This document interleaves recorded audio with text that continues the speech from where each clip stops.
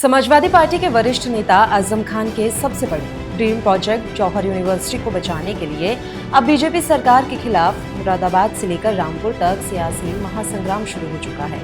University पर चल रहे प्रशासनिक एक्शन और बुलडोजर के खतरे को देखते हुए समाजवादी पार्टी का एक बड़ा प्रतिनिधिमंडल सीधे मुरादाबाद कमिश्नर से मिलने पहुंच गया। आखिर आजम खान के इस ड्रीम यूनिवर्सिटी पर ये संकट क्यों आया है?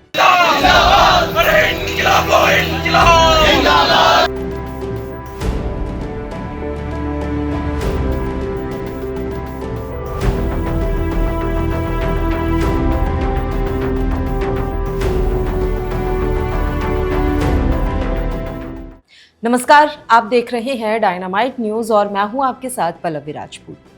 रामपुर की सियासत और आजम खान का नाम हमेशा से सुर्खियों में ही रहा है, लेकिन इस बार मामला आजम खान की सबसे महत्वपूर्ण धरोहर मोहम्मद अली जौहर यूनिवर्सिटी से जुड़ा हुआ है।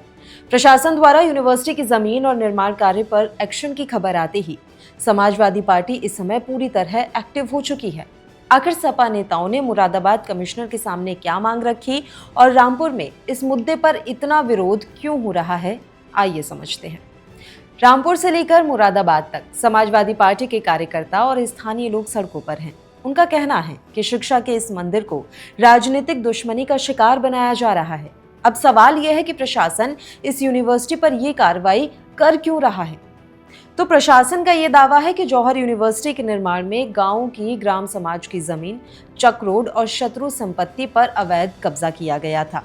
हाईकोर्ट और स्थानीय अदालतों से जमीन वापसी के आदेश के बाद प्रशासन ने यूनिवर्सिटी की चार दीवारी और अवैध हिस्सेदारी को हटाने की ये प्रक्रिया शुरू की है।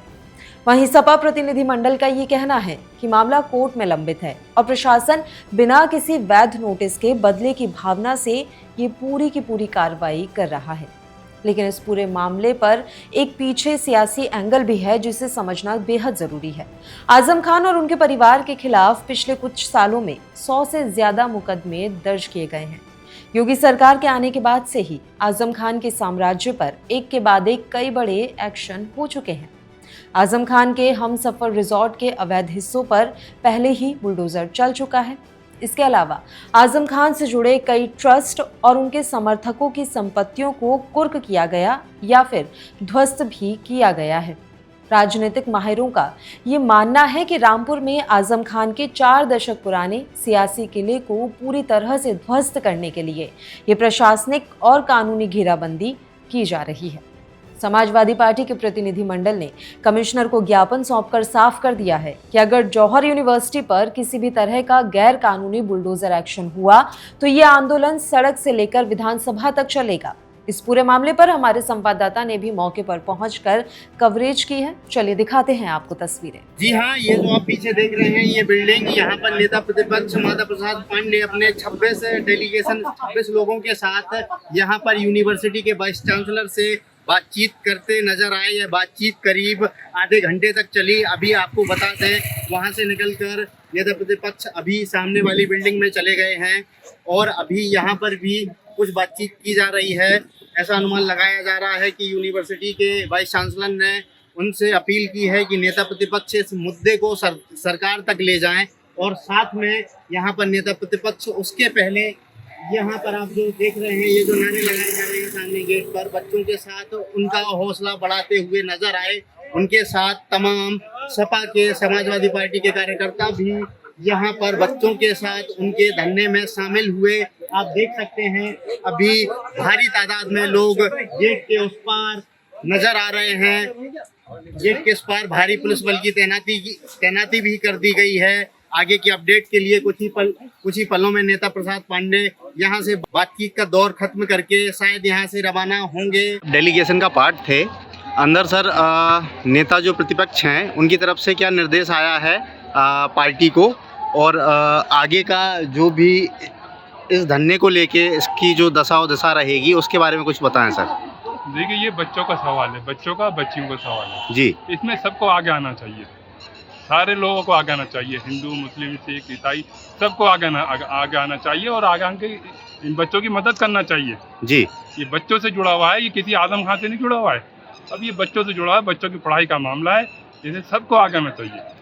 सर अभी मीटिंग में क्या मंथन हुआ है, अब आगे मैं मीटिंग में तो था नहीं। जी मीटिंग में जो लोग आए थे, जो 26 लोग था वो लोग थे, मैं तो जी, मीटिंग में था। जो डेलीगेशन में 26 लोग थे, उनका यहाँ के जो बीसी हैं यूनिवर्सिटी के, जी उनसे ये पूरा वार्तालाप का दौर चला है आधे घंटे का। जी जी, तो उसके बारे में कुछ आप बता मैं सकते उसमें हैं? था नहीं। अच्छा, नमस्कार मैम, डायनामाइट से जुड़ने के लिए धन्यवाद। आपका नाम क्या है मैम? जी, मेरा नाम अनुराधा चौहान एडवोकेट है। मैं जिला पंचायत सदस्य हूँ और स्वार विधानसभा से चुनाव लड़ चुकी हूँ। जी मैम, तो आज जो यहाँ पर मैम सपा डेलीगेशन आया है और क्षेत्र भर से पार्टी के कार्यकर्ता आए हैं, ऐसे में इन छात्रों का ये जो धरना है उसको एक पुरजोर समर्थन देने की कोशिश की गई है। अब मैम आगे क्या पार्टी का वो रहेगा, आप आम कार्यकर्ता के रूप में कैसे देखते हैं कि अगर प्रशासन नहीं झुकता है तो आप लोग किस हद तक छात्रों के समर्थन में उतरेंगे? देखिएगा, सबसे पहली बात ये है कि जो शिक्षाविद आदरणीय आजम खां साहब हैं, उन्होंने ये जो यूनिवर्सिटी बनाई है, जौहर यूनिवर्सिटी, ये हमारे पूरे भारत के बच्चों को दी है बना के। और आप देख रहे होंगे गुरुकुल की तरह बनाई है उन्होंने। जैसे पुराने ज़माने में गुरुकुल हुआ करते थे, बच्चे वहाँ शिक्षा लेने जाया करते थे, वही है सब ये। और आप देख रहे हैं जो समर्थन की आपने जो बात रखी है, ये समर्थन पूरे देश का, और यहाँ तक आप देख लीजिए कि देश के कोने कोने से लोगों के दिल हिल गए हैं कि एक जौहर यूनिवर्सिटी जो बच्चों के लिए बनी है उसको तोड़ा जा रहा है, क्या होगा हमारे बच्चों का। और आप देख रहे हैं कि सबसे ज़्यादा हमारे रामपुर में आपने देखा था कि चाकू के नाम से जाना जाता था। आज हम कहीं जाते हैं तो लोग कहते हैं कि जौहर यूनिवर्सिटी आदरणीय आजम खां साहब ने जो बनाई है, वहाँ रामपुर से हैं। आप देख रहे हैं कि कोई अमरनाथ यात्रा करने एक हमारे यहाँ के गए, उन्होंने भी आजम खां साहब का नाम वहाँ लिया। तो आप देख रहे हैं कि बच्चों का, फिर बच्चों का क्या, ये जो आप सरकार के आदेश देख रहे हैं या प्रशासन के आदेश देख रहे हैं, उन्हें तो ऐसे आदेश नहीं देने चाहिए। क्यों? क्योंकि हमारे भविष्य की बात है। पूरे बच्चे हमारे नवयुवा, हमारे जो यहाँ पढ़ रहे हैं या कोने कोने में बच्चे पढ़ रहे हैं, आप जंतर मंतर पे देख लीजिए, वहाँ भी बच्चों के साथ यही, और आज हमारे रामपुर में भी यही। और किस चीज़ की आवाज़ दबाई जा रही है?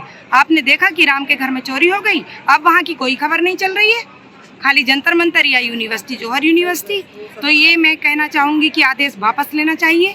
हमारे बच्चे हमारे देश का भविष्य होते हैं। मैम यहाँ पर अभी जो गतिविधि चल रही है धरने को लेके, और आज जो डेलीगेशन आया है, इसमें मैम आप पार्टी कार्यकर्ताओं की क्या भूमिका है और आगे आपका क्या जोर रहेगा? डेलीगेशन आया तो हम लोग को उनके साथ में रहना ही है, हमें तो उन लोगों के साथ रहना ही है, इसलिए हम लोग आए हैं उनके साथ। अच्छा, आप लोग कहाँ से आए हैं मैम, आप अपने बारे में बताएं। जी, मैं रामपुर नगर पालिका पूर्व नगर पालिका अध्यक्ष रह चुकी हूँ। जी, तो मैं रामपुर से ही हूँ। जी, और यहाँ पे मैम किस तरह का जन समर्थन है, क्योंकि हम देख रहे थे कि काफ़ी दूर दूर से लोग आ रहे थे और यूनिवर्सिटी में पढ़ने वाले यहाँ पर काफ़ी क्षेत्रों से बच्चे आते हैं, तो कल भी हमने देखा है। और आगे आगे क्या रहेगा, क्या प्रशासन से कोई अभी वार्तालाप हुआ है इस बारे में? अभी तो बच्चों ने अपना पक्ष रखा है जी, क्योंकि बच्चों के भविष्य का सवाल है। हज़ारों बच्चा यहाँ से पढ़ चुका है और हज़ारों पढ़ रहा है, तो ये बच्चों का फ्यूचर का वो है कि बच्चों का फ्यूचर यूनिवर्सिटी स्कूल ही तय करते हैं। अगर आप इनको ही बुलडोज कर देंगे, बच्चे कहाँ पढ़ेंगे? आज का हमारा ये युवा, ये हमारे स्टूडेंट कल का भविष्य है हिंदुस्तान का। तो अगर शिक्षा पर जोर नहीं दिया जाएगा तो देश आगे कैसे बढ़ेगा? तो इसमें सबको आना चाहिए, और जो इसको ध्वस्तीकरण का जो आदेश दिया गया है वो गलत है, क्योंकि इसमें सभी बच्चे पढ़ते हैं। और हमारे ये अनुरोध है कि इस यूनिवर्सिटी को बचाया जाए और सभी इसको बचाने के लिए आगे आए।